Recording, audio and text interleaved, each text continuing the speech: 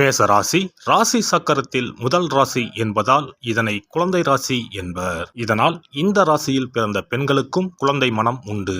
மற்றவர்களுடன் பேசி மகிழ்வார், கூடி வாழ்வார். அண்டி அனுசரித்து இருக்க மாட்டார், தனித்து சிந்திப்பார். தலைமை பொறுப்பேற்பார். பிறர் துணை இல்லாமல் தனித்து வாழக்கூடிய திறம் படைத்தவர். மற்ற ராசிகளில் பிறந்த பெண்களை காட்டிலும் இந்த ராசி பெண்கள் ஆண்கள் துணையின்றி தனியாக அனைத்து வேலைகளையும் தாமாக செய்யும் துணிவு பெற்றவராக இருப்பார். மேசராசி பெண் தன் தந்தை, சகோதரன், கணவன், மகன், நண்பன் என எவரையும் அண்டி பிழைக்காமல் சிறப்பாக தன் குடும்பத்தை காப்பாற்றுவார். இவருக்கு சொந்தமும் நட்பும் வேலையும் மாறி மாறி வந்து போகும்.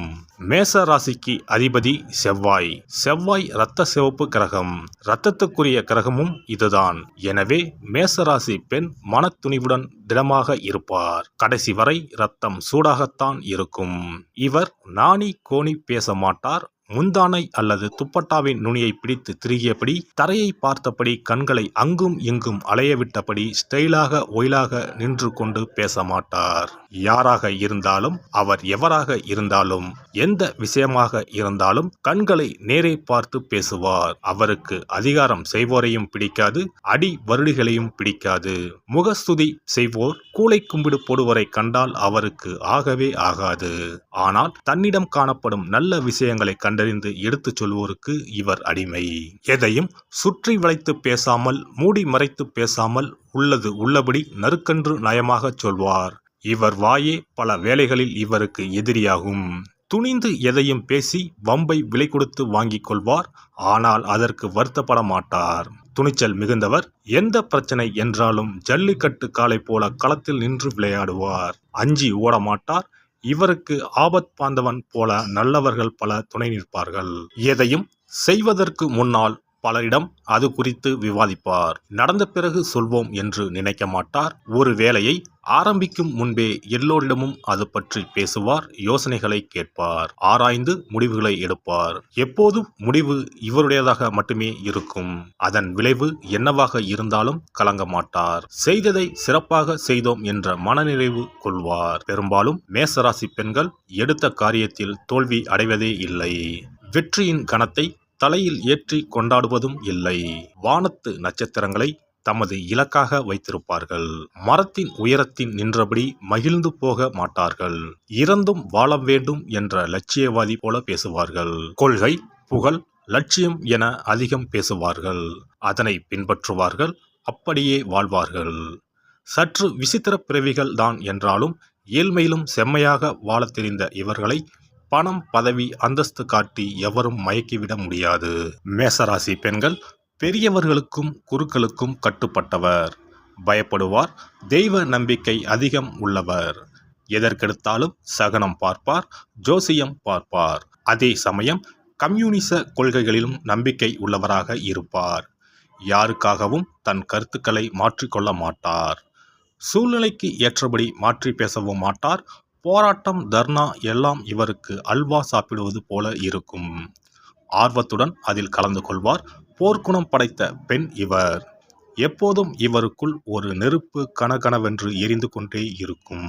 மேச ராசி நெருப்பு ராசி என்பதால் இந்த ராசியில் பிறந்த பெண் வேகமாகவும் சுறுசுறுப்பாகவும் இருப்பார். பெரும்பாலும் மேசராசிக்கார பெண்களுக்கு காதலில் வெற்றி கிடைப்பதில்லை. காரணம், இவர் தன் காதலரை நேசிப்பதை விட காதலை மிகவும் நேசிப்பார். எப்படி காதலிக்க வேண்டும் என்று இவர் ஒரு புத்தகமே எழுதலாம். ஆனால் இவர் வாழ்வில் அந்த விஷயங்களை பின்பற்ற மாட்டார். இவர் காதலின் கனவுகளிலும் கற்பனைகளிலும் மூழ்கி திளைப்பாரை தவிர யதார்த்தத்தை பற்றி சிந்திக்க மாட்டார். மேசராசி பெண் லட்சியவாதி தானே தவிர யதார்த்தவாதி கிடையாது. காதலிக்கும் காலகட்டத்தில் 24 மணி நேரமும் கற்பனையில் மிதக்கும் இவர் நிஜத்தில் உப்பு சப்பில்லாதவராக இருப்பார். இவர் தனது காதலருக்கும் கணவருக்கும் பல சந்தர்ப்பங்களில் தொந்தரவாக இருப்பார். இவரை காதலிப்பது அந்த காதலருக்கு சுவையான அனுபவமாக இருக்காது. இவர் குணத்துக்கு சிம்ம ராசிக்காரர் பெஸ்ட் மேட்ச். மேசராசி பெண்ணை கட்டளையால் மாற்ற முடியாது. ஒரு வேலையை செய்யாதே என்று சொன்னால் அதை செய்துவிட்டுத்தான் மறுவேளை பார்ப்பார். இதை புரிந்து கொண்டு அவரிடம் பக்குவமாக நடந்து கொள்ள வேண்டும்.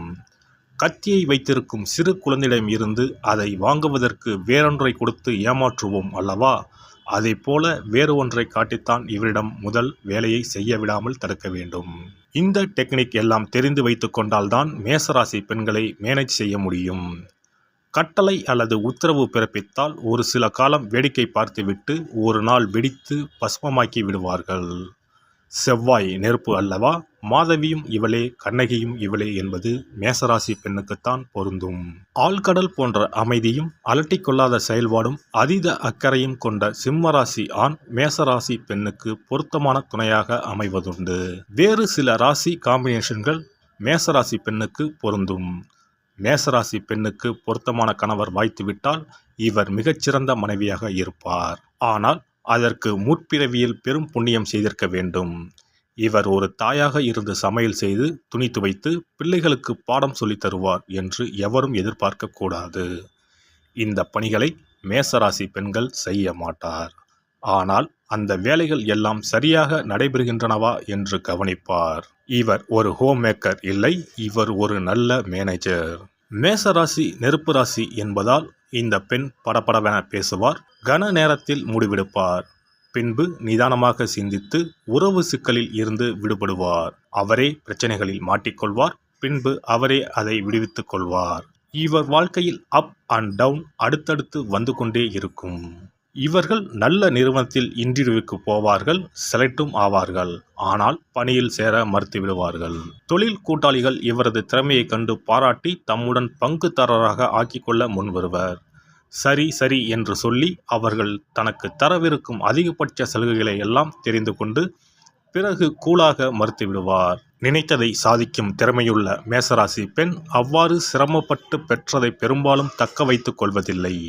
அழுது அடம்பிடித்து ஒரு பொம்மையை வாங்கிவிட்டு வீட்டுக்கு வந்ததும் அதை கீழே எறிந்துவிடும் குழந்தையின் மனநிலை போலவே மேசராசி பெண்ணின் செயல்பாடும் இருக்கும். புதிதாக இவரது ஆர்வம் மாறிக்கொண்டே இருக்கும்.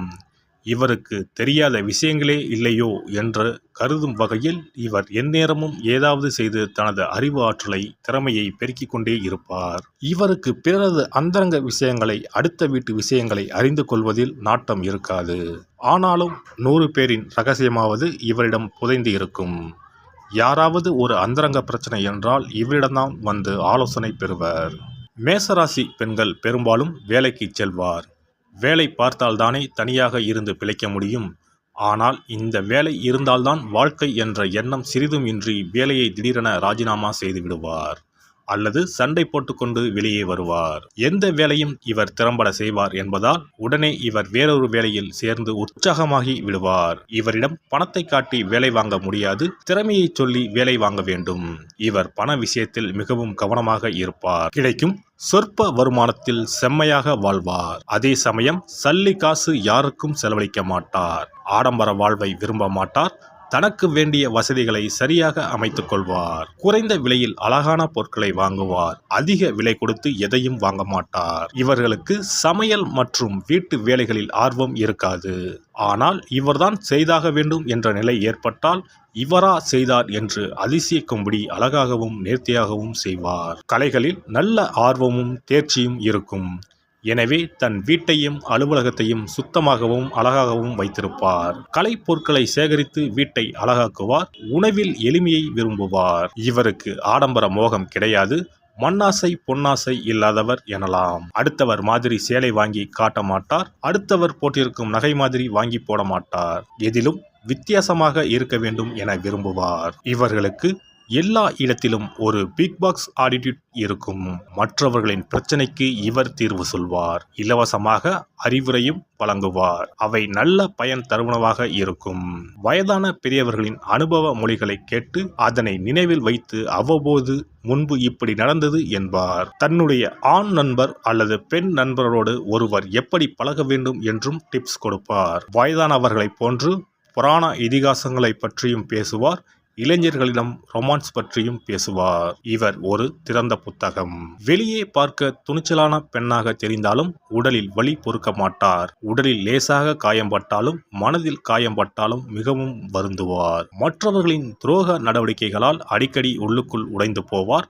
தன்னை பற்றியோ தன் குடும்பத்தவர், தன் நண்பர்கள், தான் சார்ந்த கட்சி கொள்கை பற்றியோ யாரும் விமர்சித்தால் இவரால் தாங்கிக் கொள்ளவே முடியாது. பல தரப்பினர் கலந்து கொள்ளும் பெரிய விருந்து விசேஷங்களில் கலந்து கொள்ள மாட்டார். வேடிக்கையாக பேசுவது கூட சில சமயம் இவரிடம் விபரீதம் ஆகிவிடும். முன்பின் தெரியாத பலருக்கும் உதவி செய்யும் இரக்க குணம் இவருக்கு இருக்கும். பிறருக்காக அதிகமாக அழுபவர் என்பதால் யாருக்காவது விபத்து, மரணம் என்று கேள்விப்பட்டால் முதல் ஆளாக அங்கு போய் நிற்பார். வேண்டிய உதவிகளை செய்வார். மற்றவர்கள் வர ஆரம்பித்ததும் இவர் அமைதியாக வந்துவிடுவார். இவர் உலகத்தோடு ஒத்துப்போகாத ஒரு வினோத பிறவி என தோன்றும். ஆனால் இவரை புரிந்து கொண்டவர்களுக்கு இவர் ஒரு காவல் தெய்வம், காதல் தேவதையாக தோன்றுவார். எல்லாம் வல்ல இறையருளால் நீங்களும் உங்கள் அன்பு குடும்பமும் உடல் நலம், நீலாயுள், நிறை செல்வம், உயர் புகழ், மெய்ஞானம் ஓங்கி வாழ்க வளமுடன். இந்த வீடியோ பதிவு உங்களுக்கு பிடித்திருந்தால் லைக் பண்ணுங்க, கமெண்ட் பண்ணுங்க, ஷேர் பண்ணுங்க. மறக்காம சப்ஸ்கிரைப் பண்ணுங்க. பக்கத்துல இருக்கிற பெல் பட்டனை கிளிக் பண்ணுங்க. நன்றி, வணக்கம். ஓம் நமச்சிவாய. சிவாய நம.